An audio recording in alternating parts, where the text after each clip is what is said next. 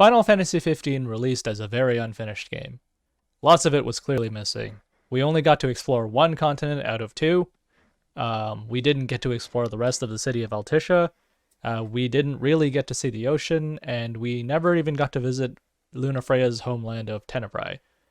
Even after the game came out and all the 3 DLC episodes, Episode Gladio, Prompto, and Ignis were released, people were really underwhelmed. So in 2017, Square Enix put out a poll. They wanted to hear what players wanted to see. They were like, hey, do you want a hard mode? Do you want stat-changing magic? Do you want new story content or new playable characters? The answers there were pretty obvious. So the story content options included exploring Ardyn's past, the line of Lucis, and Lunafreya's activities, and then the choice for playable characters were Core, Aranea, Iris, Lunafreya, and Gentiana. The results of those polls became the blueprint of their strategy to fix Final Fantasy XV. First, they found out that players wanted a happier ending, even if Square Enix was strangely insistent that it wouldn't be the real ending and didn't count. With that in mind, they had the results of their character polls. They found out that people wanted to see more of Ardyn, Lunafreya, Aranea, and Noctis. Not necessarily in that order, but they went with Ardyn first because honestly that kind of makes sense. He came first in the story, and he was a prelude to setting everything else up. So they made Episode Ardyn, and then they scrapped the rest of them when they realized that it wasn't enough to fix the game, because of course it wasn't. So Episode Ardyn was just part 1 of 4 planned DLCs that are supposed to wrap up the story in a happier ending, that eventually got released in the form of a novel called Dawn of the Future. And the novel's broken up into 4 chapters the same way the DLC was going to be broken up, starting with Chapter 1, A Savior Lost, or Episode Ardyn. There are a few things to clear up here, and there's one big difference at the end compared to the DLC. First, Ardyn was originally selected to be the one true king. This is the vision that Era saw in the crystal, and it's what she told Somnus. Somnus did betray Ardyn, and Era is supposed to be pretty much innocent from everything that happens, and all of her appearances to Ardyn after her death were visions caused by Bahamut.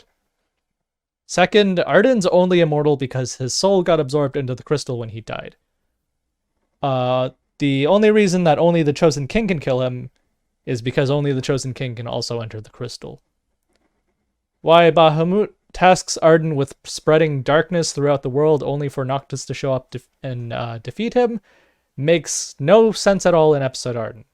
But there is a reason for it. It's not a very good reason, but as we start to question Bahamut's motives, it becomes pretty obvious.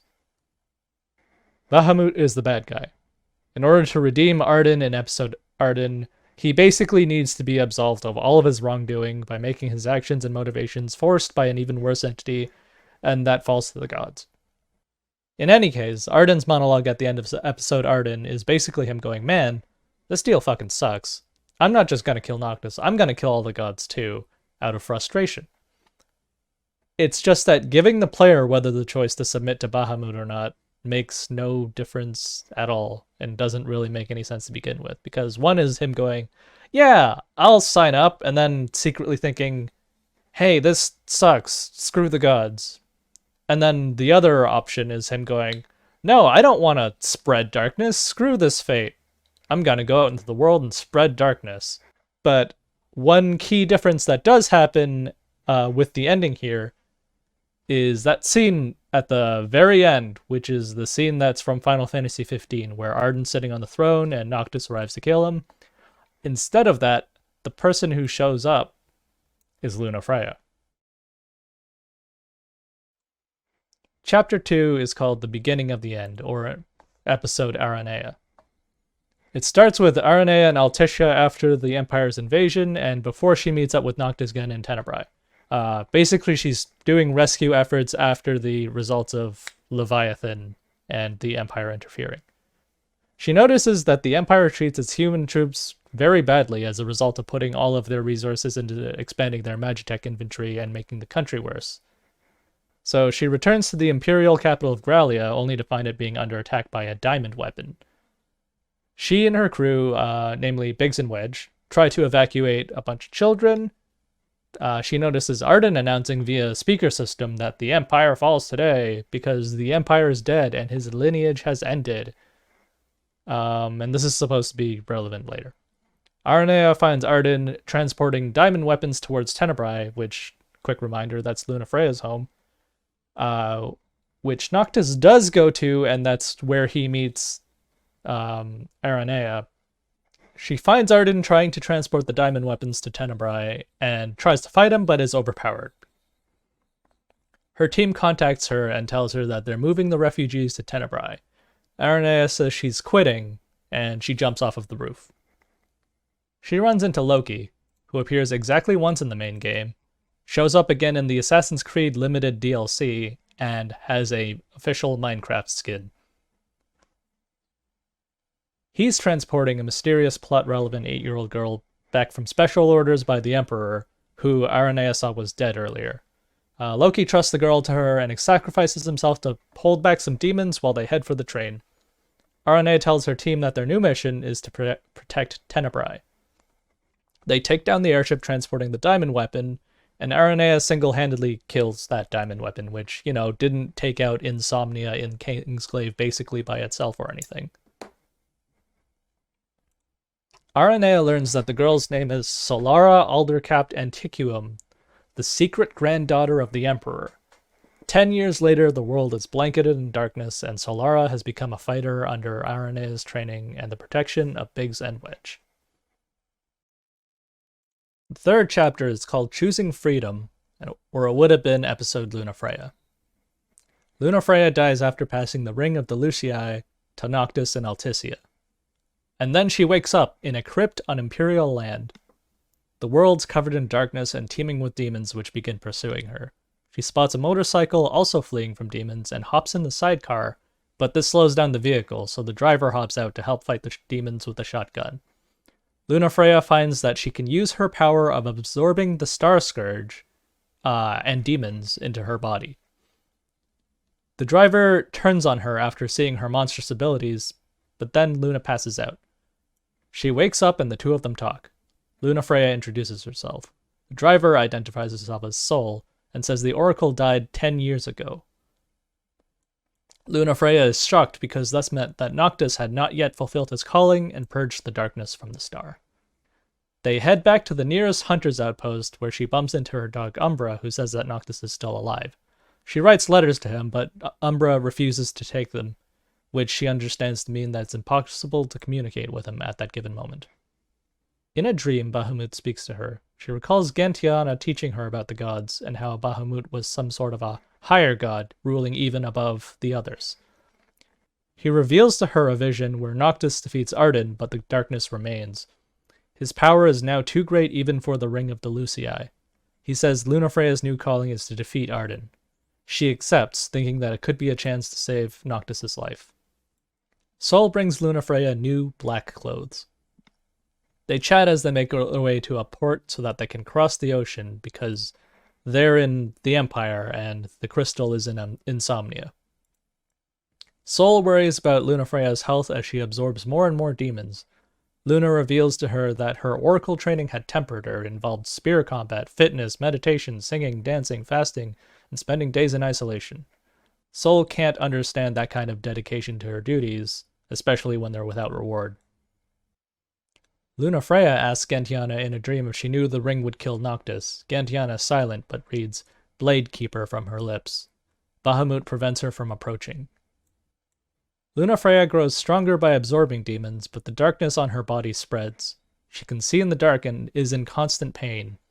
The absorbed demons become part of her. She is loyal to her newfound duty, but Solara says that she should consider what she wants, which is a future with Noctis. Lunafreya says this is not possible because the gods would just kill her again if she disobeyed, and because her body is now impure. Solara reveals that she's related to the Emperor, who had Lunafreya killed, but she doesn't care. She wants to help because that's in her nature. The ruins turn out to be one of Lunafreya's training grounds, so she has an easy time sneaking in. She finds a statue of Era Miras Fleur, who was the first oracle. Era's ghost tells her about her new power, the ability to absorb the Star Scourge. This is apparently different from Lunafreya's original powers as the Oracle, which were to heal the Star Scourge and basically eradicate it with light.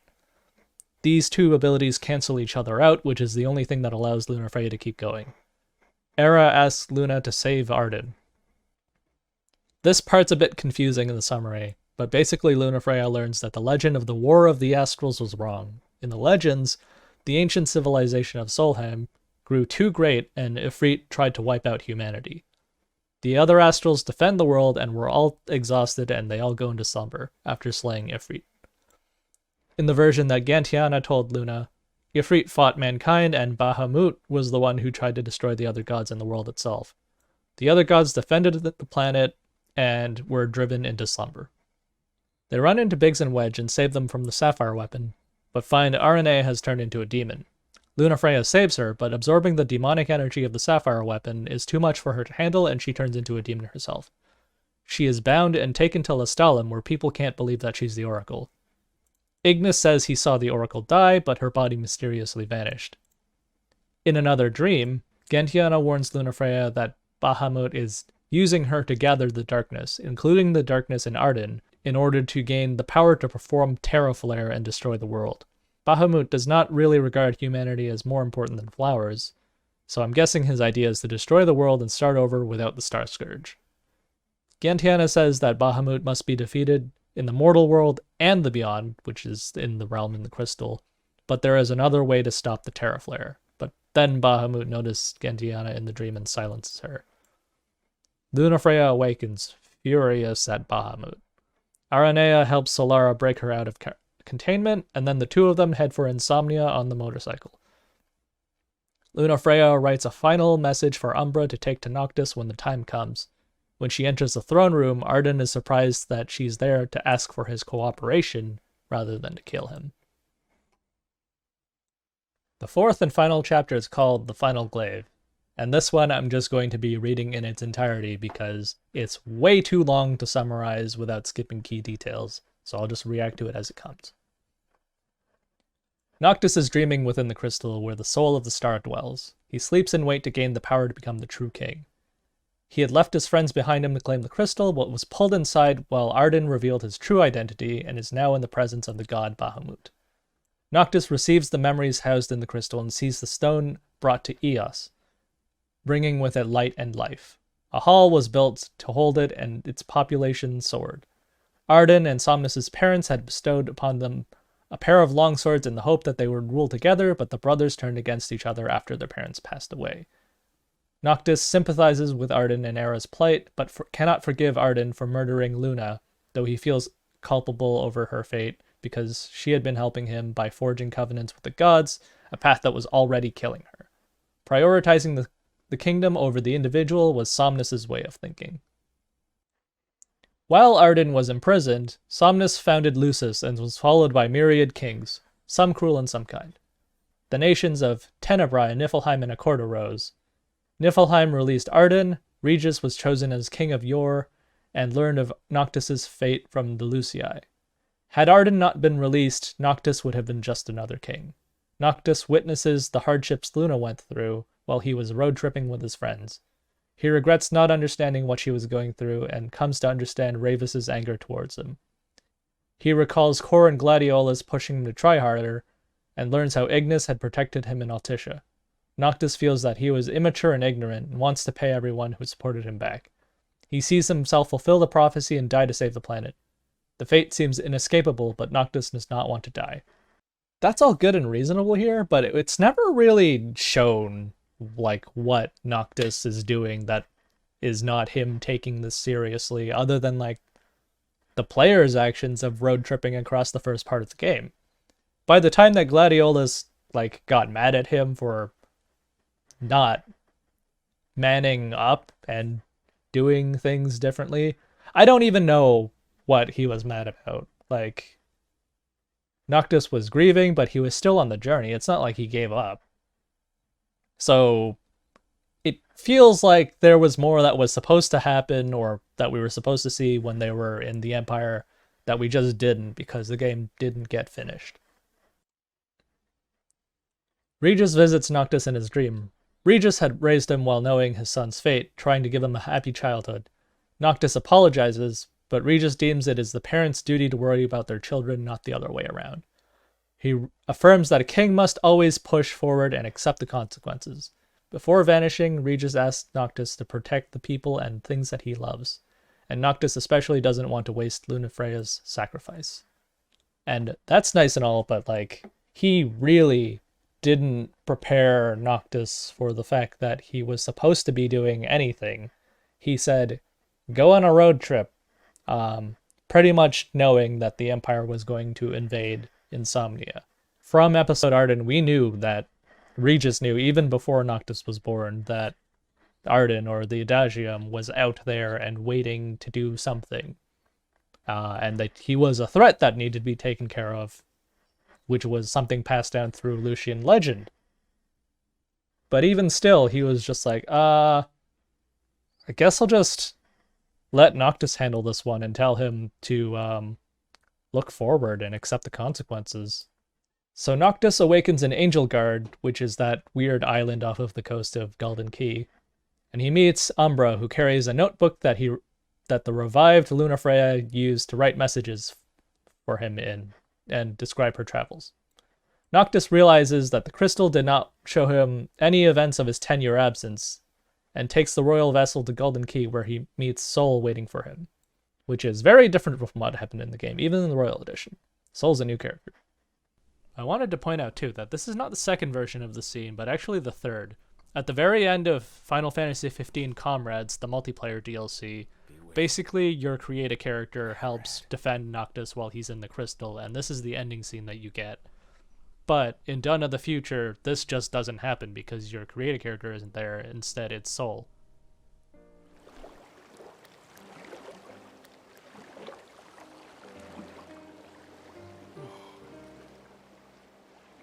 Your Highness, I'm glad you're okay. You did all this for me? All this for the King of Kings.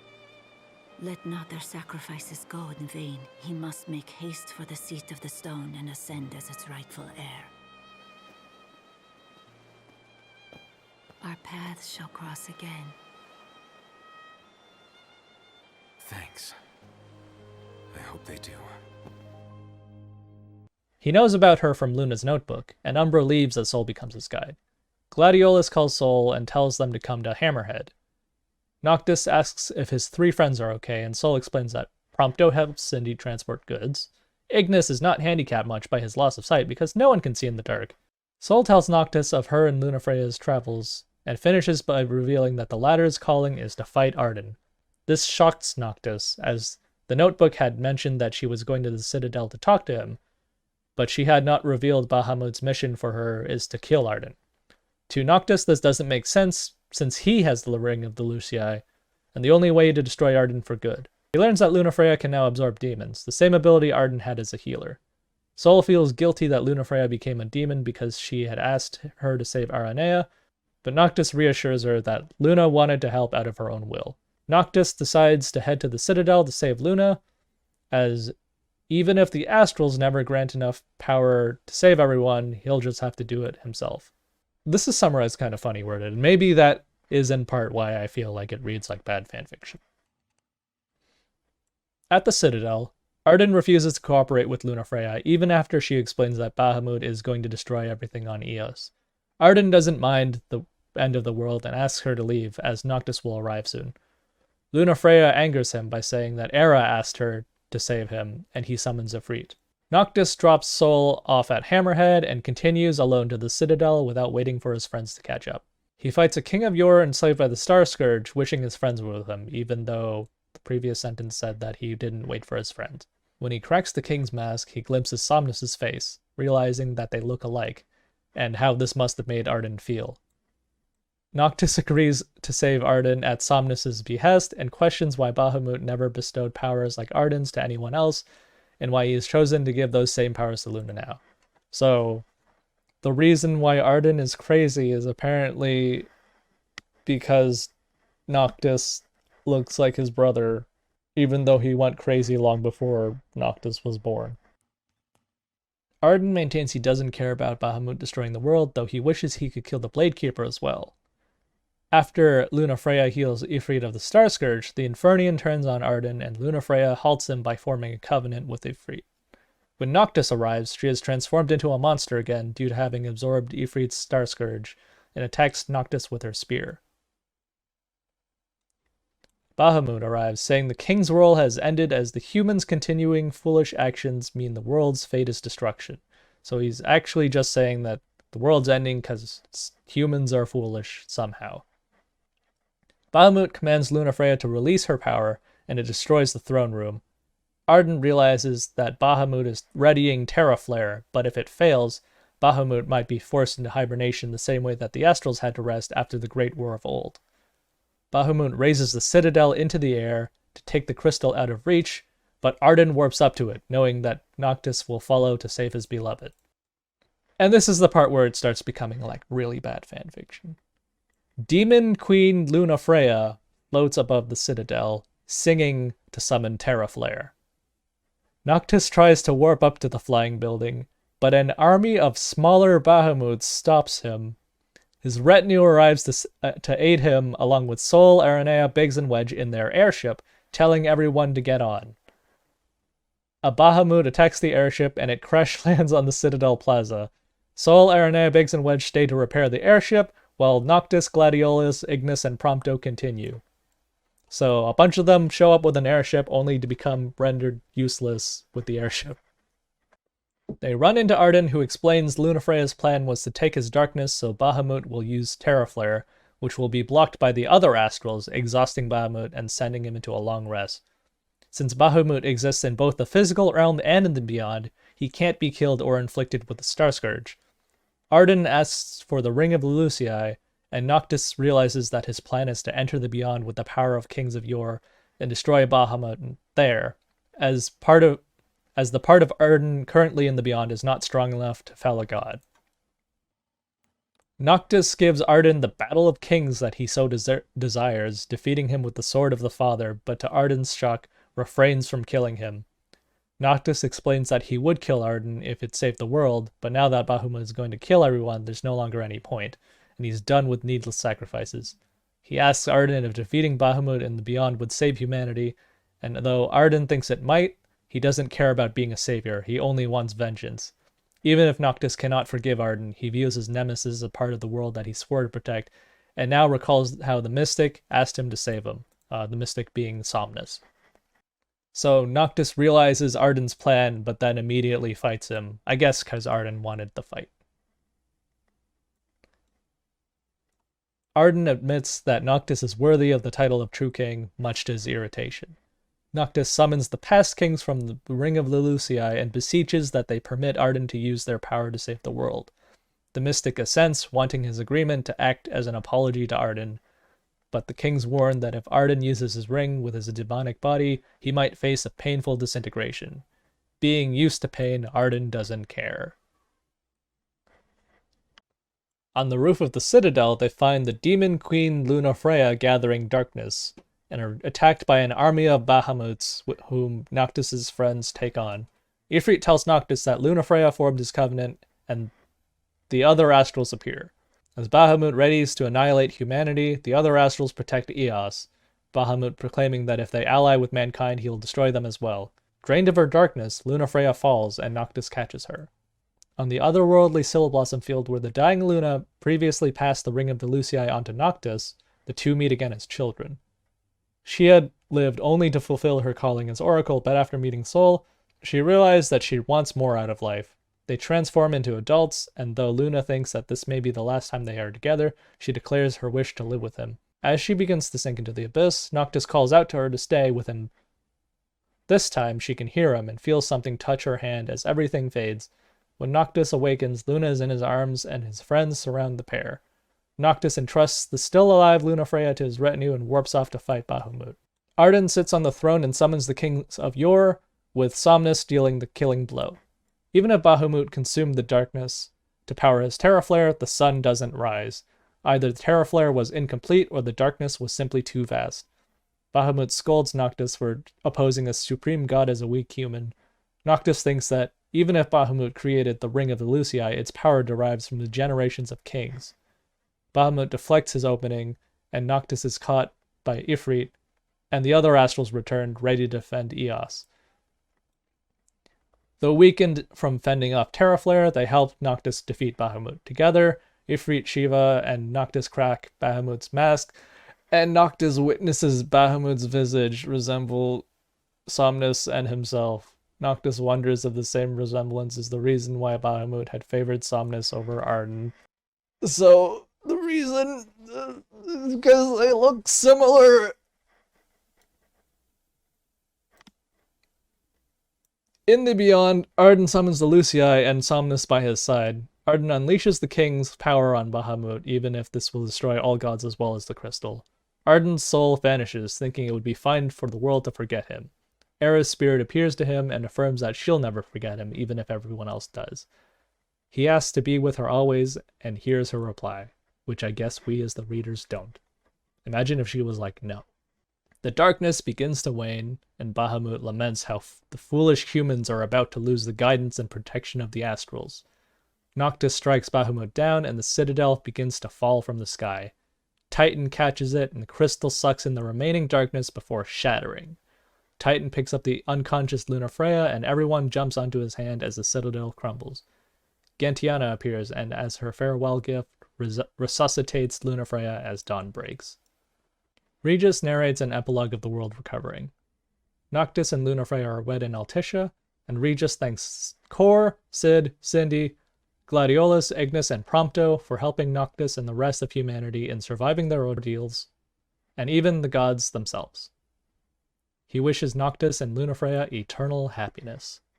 The end. So I guess their grand answer was going to be to redeem Ardyn by making other people a lot worse than him, and then to give a spotlight to Lunafreya where she can actually do things and have agency, even though she sort of still ends up being a damsel in distress who gets saved by Noctis. Bahamut and the gods fight and are erased from the world along with Ardyn, who finally gets remembered in a funeral as a savior for helping them fight the darkness. Noctis and Luna get married and have a happy ending. We would have been able to play the game as Aranea with a weird spear gun weapon fighting in this large-scale invasion in the Empire, and then we would have been able to play as Lunafreya and use her healing and absorbing abilities as well as her spear, and I guess we would have seen more of her homeland in Tenebrae. And then we would have been able to play as Noctis from the second half of the game, although going through very different events with a bunch of boss fights as a grand conclusion to everything. This is all better than what we got in the base game, but it doesn't sound that great, honestly. And I think they were doomed from the moment that they released Final Fantasy XV with nearly half the game missing. This just doesn't clear up how weird the characters act in the second half of the game and how much is missing or badly rushed. And I guess I'll always see Final Fantasy XV as this game that had tons of potential and no clear vision. On the other hand, it sounds like Final Fantasy XVI is being made from the ground up with the total opposite in mind. So even if it ends up being really tragic, I'm excited to see the story of that one. And that's the most closure you're ever gonna get from Final Fantasy XV.